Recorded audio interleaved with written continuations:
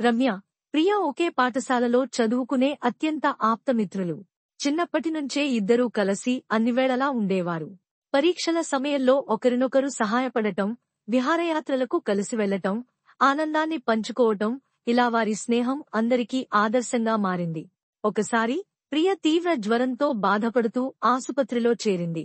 ఆమె తల్లిదండ్రులు గ్రామానికి వెళ్లిన కారణంగా ఒంటరిగా అనుభవించాల్సి వచ్చింది.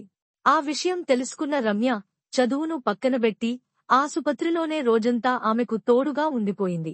మెడిసిన్లు ఇచ్చి, తిండి తినిపించి, ధైర్యం చెప్పింది. ఆ క్షణంలో ప్రియ అర్థం చేసుకుంది, నిజమైన స్నేహితుడు కష్టకాలంలో అండగా నిలిచేవాడే. కొన్ని రోజులకు ప్రియ పూర్తిగా కోలుకుని తిరిగి పాఠశాలకు వచ్చింది. రమ్యను చూసి ఆనందంతో ఆమె కంటతడి పెట్టుకుంది. నీలాంటి స్నేహితురాలు నాకు ఉండటం నా అదృష్టం, అంది ఆలింగనం చేసుకుంటూ. స్నేహం అనేది అర్థం లేదా లాభం కోసం కాదని, అది మనసు నుండి కలిగే బంధమని వారు మరోసారి నిరూపించారు. స్నేహం విలువ తెలుసుకున్నవారు జీవితాంతం ఒకరికి ఒకరు తోడుగా ఉండాలని ప్రతిజ్ఞ చేసుకున్నారు.